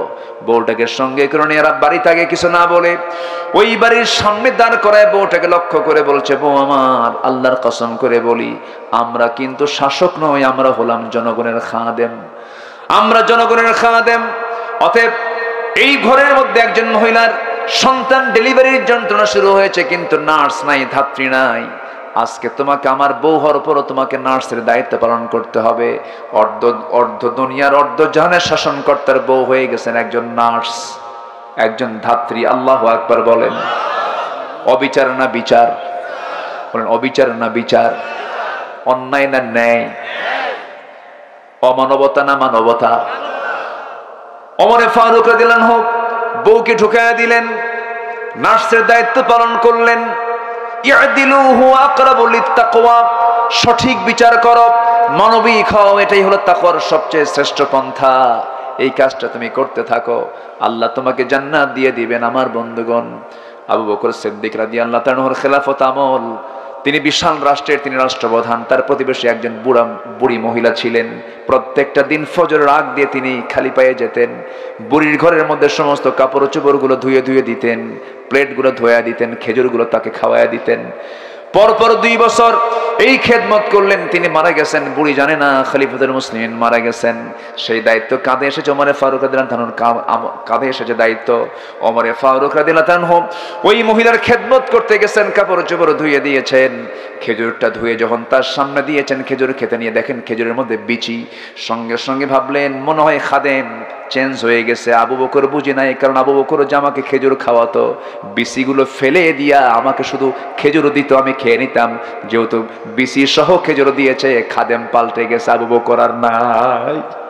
জোরে বলি আল্লাহু আকবার। আমার বন্ধুগণ, আমার ভাইরা, অবিচার করা যাবে না। ওয়ালা তাত্তাবিউল হাওয়া আন তা'দিলু, নিজের মন যা চাই সেই অনুযায়ী তুমি বিচার করবে না। বিচার করবে কার বিধান দিয়া? বলেন, আসতে বলবেন না, কার বিধান দিয়া? নাম্বার 3 হলো গীবত করা নিষিদ্ধ। গীবত করা কি? নিষিদ্ধ। রাস্তার মোড়ে মোড়ে, চৌরাস্তার মোড়ে, ত্রিমোহনের মোড়ে যে সমস্ত 4 দোকানগুলো আছে, আমি 4 দোকানের নাম দিয়েছি গীবতখানা। কি খানা বলেন? গীবতখানা। এগুলো ইমানদারদের সময় নাই চা খাওয়ার, বিড়ি খাওয়ার সময়, এগুলো ইমানদারদের জীবনে নাই। সময় নষ্ট করার সময় নাই। 60-70 বছরের জিন্দেগি, প্রত্যেকটা সেকেন্ডকে আমরা কাজে লাগাবো, জিহ্বাকে কাজে লাগাবো, কানকে কাজে লাগাবো, চোখকে কাজে লাগাবো, প্রত্যেকটা মিনিটকে আমরা কাজে লাগাবো। ওয়ালা ইয়াগতাব বা'দুকুম বা'দা, সূরা হুজুরাতের 12 নম্বর আয়াত। আল্লাহ বলছেন তোমরা গীবত করো না। গীবত মারাত্মক গুনাহ। গীবত মানে হলো মরা ভাইয়ের গোশত খাওয়া। কোন ভাইয়ের গোশত খাওয়া? মরা ভাইয়ের গোশত খাওয়া। নাম্বার 4 হলো মিথ্যা রটনা। মিথ্যা কিছু ঘটনা উদ্ঘাটন করা নিষিদ্ধ, এমন কাজ করা যাবে না। আল্লাহ রাব্বুল আলামিন বলছেন, ইন্নামা ইয়াফতারিল কাযিবাল্লাযীনা লা ইউমিনুনা বিআয়াতিল্লাহ ওয়া উলাইকা হুমুল কাযিবুন। জোরে বলুন আল্লাহু আকবার। নাম্বার 5 হলো মিথ্যা সাক্ষ্য দেওয়া যাবে না। মিথ্যা সাক্ষী বুঝে আজকের দেশের মামলায় নাই। আসতে বলবেন না, আছে না নাই? সত্য সাক্ষী বেশি না মিথ্যা সাক্ষী বেশি? যারা মিথ্যা সাক্ষী দেবে তারা জান্নাতি না জাহান্নামী? জাহান্নামী। কোন মিথ্যা সাক্ষীর কাছে যাব না। ওয়াল্লাযীনা লা ইয়াশহাদুনাস সুর ওয়া ইযা মাররু বিল্লাগবি মাররু কিরামা। জোরে বলুন আল্লাহু আকবার। নাম্বার 6 হলো অন্যায়ভাবে অপরের সম্পত্তি গ্রাস করা যাবে না। ভূমিদস্যু কুষ্টিয়াতে আছে না নাই? পুকুর দখল আছে না নাই? টেন্ডারবাজি আছে না নাই? চাঁদাবাজি আছে না নাই? এগুলোকে সম্পূর্ণ হারাম করে দিয়েছেন তিনি, আমার কে? নাম্বার 7 হলো মাতা পিতার অবাধ্য হওয়া যাবে না, খারাপ ব্যবহার করা যাবে না। আজকে শিক্ষার হার বেড়েছে, মাতা পিতার প্রতি সম্মান, সেবার হার কমেছে না বেড়েছে? কমেছে। তাহলে শিক্ষার মধ্যে ভেজাল আছে না নাই?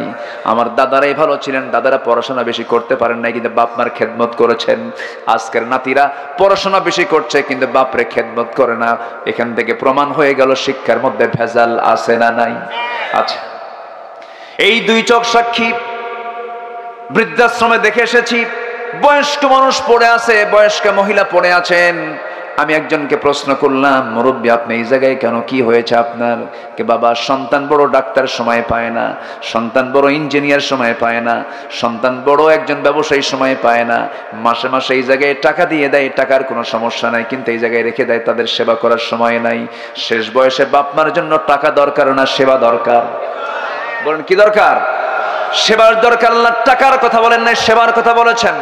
যখন বুড়ো হয়ে যাবে, কিবার আহাদুহুমা আও কিলাহুমা ফালা তাকুল লাহুমা উফ ওই 70 বছর বয়সে তোমার মা তোমার বাবা শিশুর মতো বলবে বাদাম কিনে আন, শিশুর মতো বলবে তুই আমার জন্য কুশাল কিনে আন, শিশুর মতো বলবে আমি এটা খাবো না, আমার জন্য কলা কিনে আন, তুই ওঠান ওঠান, বারবার ডিস্টার্ব করবে, বিছানায় পেশাব করবে, পায়খানা করবে, ফালা তাকুল্লাহুমা উফ, উফ করবি না, খারাপ ব্যবহার করবি না। কারণ তোর যে শিশুকাল ছিল, তুই যখন তোর মার পেটের মধ্যে ছিলি, মা কতবার আঘাতগুলো সহ্য করেছেন। 9টা মাসে বিজ্ঞান বলছে প্রত্যেক মা সন্তান তার ওই মার কোলে যায় 1টা বার 2টা বার লাথি মারে নাই, 4500 থেকে 5000 বার লাথি মেরে আমার মার পেট থেকে আমি দুনিয়াতে এসেছি। মাকে কত কষ্ট দিয়েছি, সেই মার পেট থেকে দুনিয়াতে এসেছি আমি। এই দুনিয়াতে এসে কয়েক মন, শুধু নয় মনকে মন দুধ আমি আমার মার স্তন থেকে পান করেছি। আমার বাবা মাকে তিলে তিলে মানুষ করেছেন, জ্বর হয়েছে গোটা রাত জ্বর কমে না, বাপ যায় ডাক্তারের কাছে, মা ছটফট করে কান্দে, সেজদায় পড়ে কান্দে। এই যে তিলে তিলে আমাকে গড়ে তুললেন যে বাপ মা বুড়া বয়সে, সেই বাপ মা যখন পড়ে যাবে, ওই বাপ মার দেখার দায়িত্ব সন্তানের ফরজ করে দিয়েছেন তিনি আমারকে। আমার বন্ধুগণ, আমার মা আমার বাপ এমন একটা পোস্ট, এটা মা যদি খুশি হন আর শাজিম খুশি হয়ে যায়, বাপ যদি খুশি হয়ে যান আর শাজিম খুশি হয়ে যায়, পৃথিবীর সকল মানুষ নারাজ হয়ে যাক, আমার আপনার আব্বা আম্মা খুশি হয়ে যাবে, এটা আল্লাহর কাছে পছন্দ হয়ে যাবে। জোরে কোন সুবহানাল্লাহ। এই জন্য বাপ মার খেদমত করব, কম না বেশি? বউ আগে না মা আগে? অনেকে চুপ করে আছে। বউ আগে না মা আগে? মাহফিলে বউ আগে না মাহফিলে মা আগে? মাহফিলে মা আগে আর বাড়িতে বউ আগে? হ্যাঁ, বাড়িতে বউ আগে। চিন্তা করে দেখেন, আছে আছে দেখেন, চাচা বলে ফেলেছেন। আমার বন্ধুগণ, মা কখনো পিছে হবে না, মা সব চাইতে আগে, মার চাইতে আগে কেউ না। বউকে পাল্টানো যেতে পারে কিন্তু মাকে পাল্টানো যায় না। কিন্তু বউয়ের দামও আছে, বউকে আমি হালকা চোখে দেখছি না, বউয়ের দামও আছে, কিন্তু মার চাইতে কোনো অংশে বেশি হতে পারে না, কখনোই নয়। এমন করে পরিবারটা গড়ে তুলবেন, বউ কি স্ট্রেট ফরওয়ার্ড বলে দিবেন, বউ আমার, তুমি আমার ইমান, তুমি আমার অস্তিত্ব, তুমি আমার যৌবনের কন্ট্রোল করো, তুমি আমার ইমান রক্ষাকারী, তুমি আমার ইমানকে কন্ট্রোল করো। আমি যে জেনার দিকে যাই না, আমি তোমার দিকে থেকে আমার ইমানটা ঠিক থাকে, এটা সবকিছু ঠিক আছে। কিন্তু আমার বউ একটা কথা জেনে রেখে দিও, আমার মার ব্যাপারে তুমি কোনো ইন্টারফেয়ার করতে পারবা না, আমার মার ব্যাপারে কোনো নেগেটিভ কথা তুমি বলতে পারবা না। আমার মার ব্যাপারে তুমি নেগেটিভ হলে আমি তোমার ব্যাপারে নেগেটিভ। আসতে কোন কেন? জোরে বলুন ঠিক কিনা? কোনো সুযোগই দেওয়া যাবে না মার ক্ষেত্রে, কোনো চান্স দেওয়া যাবে না বাবার ক্ষেত্রে, কোনো সুযোগ দেওয়া যাবে না। এই শিক্ষা কোরআনে আছে। এই শিক্ষা কোথায় আছে? ফালা তাকুল্লাহুমা উফ। সূরা বনী ইসরাঈলের তাফসীর দেখেন, শব্দের ব্যাখ্যা আল্লাহ তাআলা এগুলো বলে দিয়েছেন। ওয়ালা তানহারহুমা, ধমকাবা না, চোখ রাঙ্গাবা না, চোখ বড় করবা না। ওয়াকুল্লাহুমা কাওলান কারীমা, যখন বলবে এমন সুন্দর করে বলবা, তোমার বাপটা যেন মুস্কে হাসি মেরে বুকে জড়ায় ধরে যেন বলে, আমার বাজানকে তুমি আল্লাহ জান্নাত দিয়ে দাও। আমার ভাইরা, আমরা খেয়াল রাখবো না ইনশাআল্লাহ? একটা আপেল যখন কিনবো আমি, সে আপেলটা কিনে আগে ভাববো আমি আমার মাকে আপেলটা দিয়ে দেব। আল্লাহর কসম করে বলছি, বউটাকে আপেল দিবেন, সে আপেলটা বউ একা একা খেতে পারে, আপনার ছেলে মেয়েকে দেবেন একা একা খেতে পারে, কিন্তু মার সামনে আপনি একটা আপেল নিয়ে গেছেন, আল্লাহর কসম করে বলি আমি, মাকে দিবেন, মা তুমি আপেলটা খাও। মা আমার চেহারার দিকে আগে তাকায়, আগে দেখবে আমার বাজানটা কেমন আছে। এরপর একটা চাকু নিয়ে, একটা বটি নিয়ে ওই আপেলটাকে টুকরো টুকরো করে করে একটা একটা করে বলবে, বাজান তুই খা, তুই বেঁচে থাক। সর্বশেষে 2-1টা বাঁচলে পর আগে ছেলের মুখে খাবার তুলে দিয়ে এরপরে নিজে খায়। এই পৃথিবীতে একজন মানুষই সন্তানের মুখে আগে খাবার দিয়া তারপরে মুখে খাবার নেয় কে? কেমনে ভুলে যান, কেমনে ভুলি আমরা তাকে? বইয়ের জন্য আপনি শাড়ি কিনেছেন, 2000 টাকার শাড়ি কিনেছেন, বউ বলবে এটা শাড়ি হলো নাকি?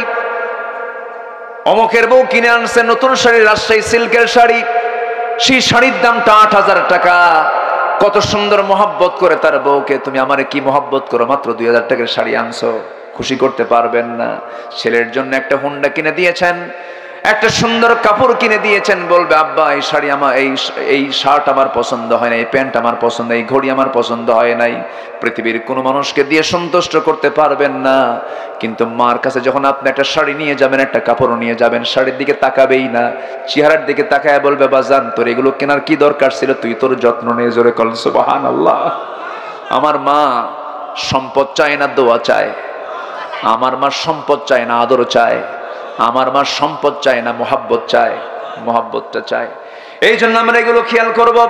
আল্লাহ রাব্বুল আলামিন কি সুন্দর করে বলছেন, ওয়াকাদা রাব্বুকা আল্লা তা'বুদু ইল্লা ইয়্যাহু ওয়া বিল ওয়ালিদাইনি ইহসানা وبالوالدين إحسانا إما يبلغن عندك الكبر أحدهما أو كلاهما فلا تقل لهما أف জোরে বলি আল্লাহু আকবার।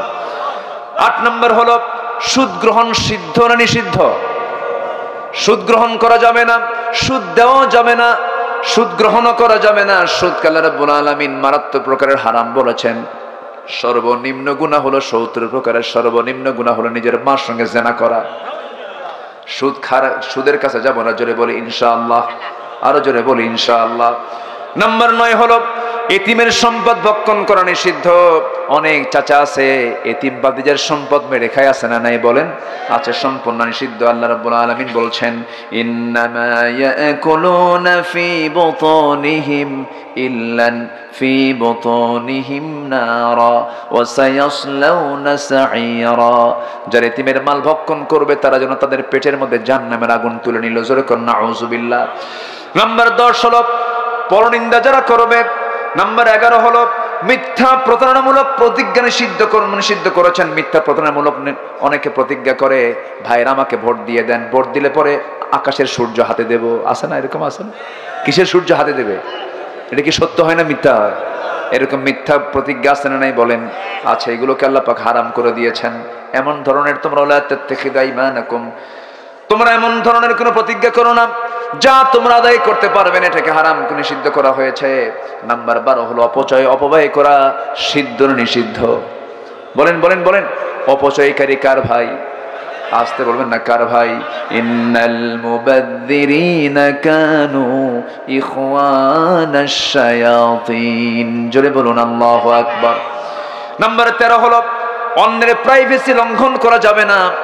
ধরুন একজনের মোবাইল আছে, তার লক দেওয়া আছে, আপনি ওটা দেখতে পারবেন না। কারো মানি ব্যাগে হাত দেওয়া যাবে না, কারো টেবিলে হাত দেওয়া যাবে না, এমনকি অন্যের ঘরে না অনুমতি না নিয়ে ঢোকা যাবে না, সালাম না দিয়ে ঢোকা যাবে না, কারো জানালায় উকি মারা যাবে না। কারো জানালায় উকি মারতে গেলে রাসূল বলেছেন যদি কেউ অনুমতি ছাড়া উকি মারে তার চোখটা কানা করে দাও, তার চোখটা কি করে দাও? কানা করে দাও।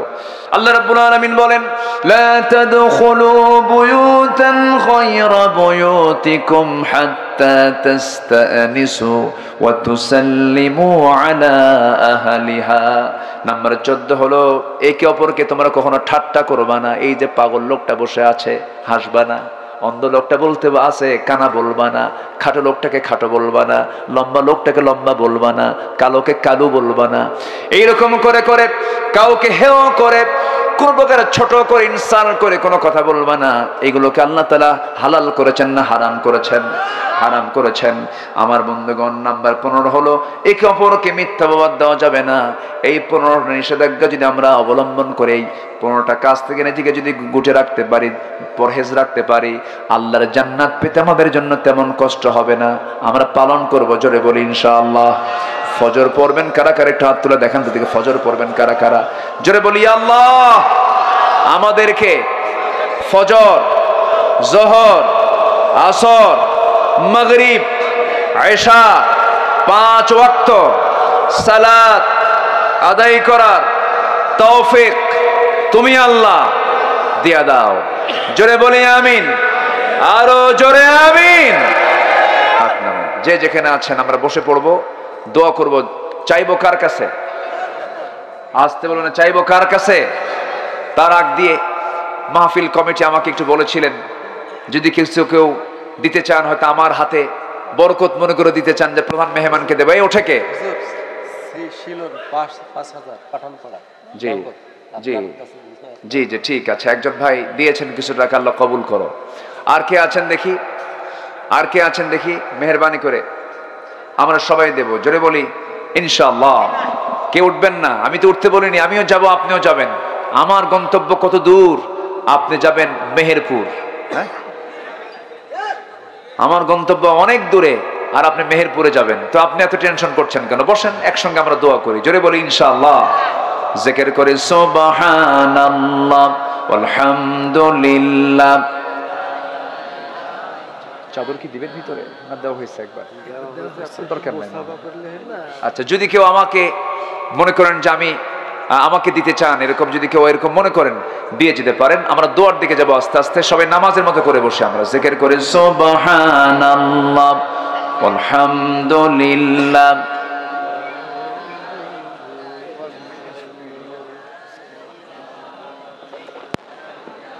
আরো জোরে সুবহানাল্লাহ। হ্যাঁ, মেহেরপুর তো, মেহেরপুর চুয়াডাঙ্গা, এই দুটো অঞ্চলের ভাষা হলো সেম, বইয়ের মতো ভাষা। বলি আলহামদুলিল্লাহ। ঝিনাইদহ, যশোর, সাতক্ষীরা, এরপরে কুষ্টিয়া, কুষ্টিয়ার মধ্যে পাবনা কিছু ঢুকে গেছে, বিভিন্ন সংমিশ্রণ আছে, কিন্তু ফ্রেশ ভাষা এখনো যেটা লালন করে চলছে সেটা হলো দুটো অঞ্চল, চুয়াডাঙ্গা, মেহেরপুর, এবং এই সোজা চৌগাছা, এরপরে বেনাপোলের সাইড দিয়ে এই কর্নারটা, নদিয়ার পাশে যে অঞ্চলগুলো, বাংলার উৎপত্তি হয়েছে নদিয়া থেকে, নদিয়ার পাশে যে অঞ্চলগুলো, এই ভাষাগুলো এই জন্য এত সুন্দর, কারণ ভাষার উৎপত্তি স্থল হলো বাংলার এই এলাকা। বলি আলহামদুলিল্লাহ। তবে আপনাদের ভাষার চাইতে নোয়াখালীর ভাষাটা আরো স্পষ্ট। হাসি মানল।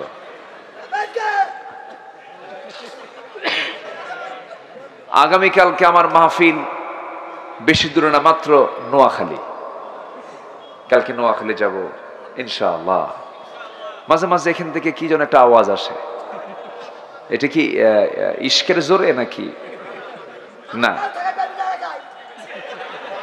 না, এটা করা যাবে না ভাইজান, এটা করা যাবে না, সৌন্দর্যের খেলাফ।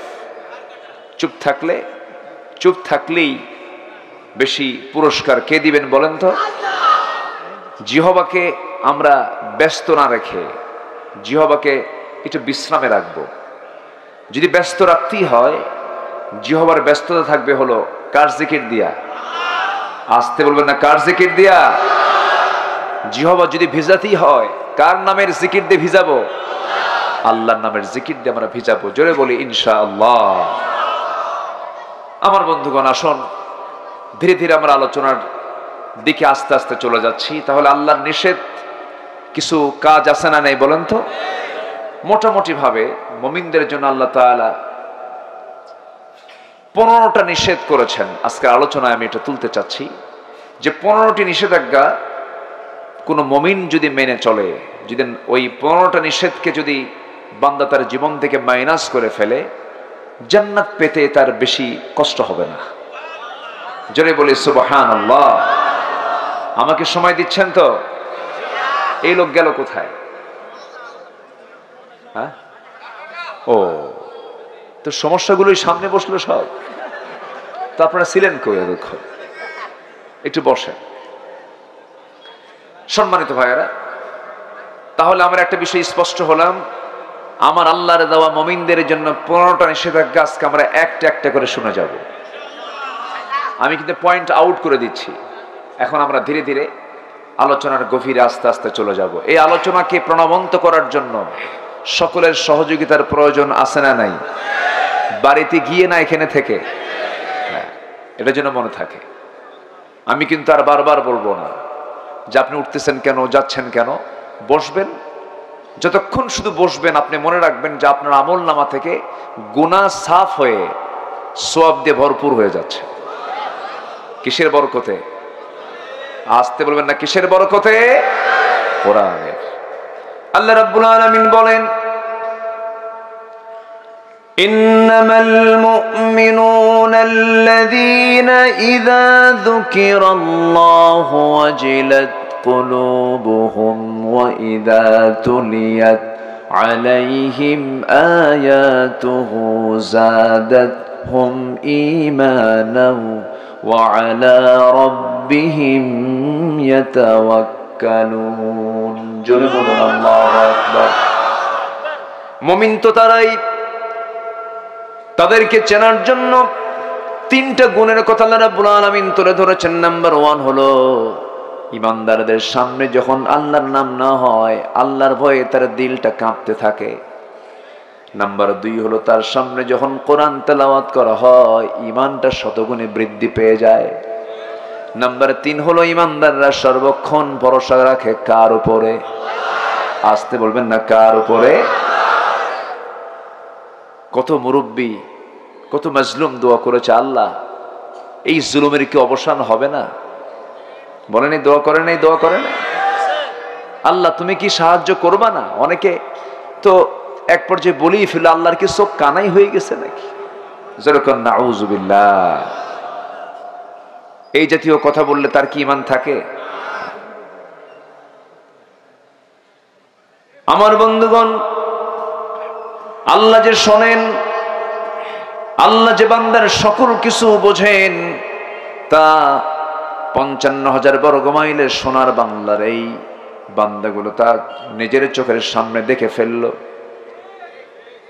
বাস্তবে দেখে ফেললো। আজ থেকে 16 বছর আগে হাতে কড়া লাগায়া হ্যান্ডকাপ পরায়া জগদ্দন্য আলেমদেরকে জেলখানা থেকে কোর্টে, কোর্ট থেকে জেলখানায় এই যে নির্যাতনগুলো করা হলো, আজকে সেই বাস্তব রূপ আবার রূপায়িত করে দিতেছেন তিনি আমার কে? আল্লাহ। পাপ বাপকেও ছাড়ে না, জুলুমকে আল্লাহ তাআলা সহ্য করেন না। জুলুম খুব মারাত্মক অপরাধ। কুফুর দিয়ে শাসন চলতে পারে, কোন কাফের যদি রাষ্ট্র চালায়, যদি সে জুলুম না করে সেই কাফেরের রাষ্ট্রকে আল্লাহ তাআলা লম্বা করতে পারেন। কিন্তু কোন জালিম যদি জুলুম দিয়ে শাসন কার্য চালাতে চায় আল্লাহ তা সহ্য করতে পারেন না। ফেরাউন ছিল না? ফেরাউন তার হায়াত ছিল হলো 1600 বছর। কত বছর? 1600 বছর। এরা ছিল কত বছর? 16 বছর। সংখ্যা যে মিলল কেমনে বুঝলাম না, সংখ্যা কিন্তু মিলছে একটু, ঠিক আছে না? সম্মানিত ভাইয়েরা, এখন আমাদের কাজ হচ্ছে আমরা নিজেকে গড়ে তুলব, মানুষের মতো মানুষ হব। জোরে বলি ইনশাআল্লাহ। কাউকে ঠকাবো না, কোনো হারাম কাজে যাব না। যুবকরা কোনো অবৈধ রিলেশন করবা না। ফ্রি ফায়ার, পাবজি, গেমস, এরপরে অশ্লীল দৃশ্য, এই ডিভাইস থেকে তুমি যত দূরে থাকবে তুমি আল্লাহর তত নিকটে যাবে। আর এই সমস্ত ডিভাইসে যদি তুমি যত বেশি আসক্ত হবে তোমার তত শয়তান নিকটে আসবে। এটা মাথায় রাখবা।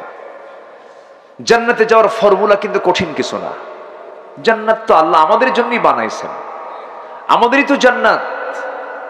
জান্নাত আমার বাবার বাড়ি, এটা আমার বাবার ভিটা, এটা আমার বাপ আদম ছিলেন কোথায়?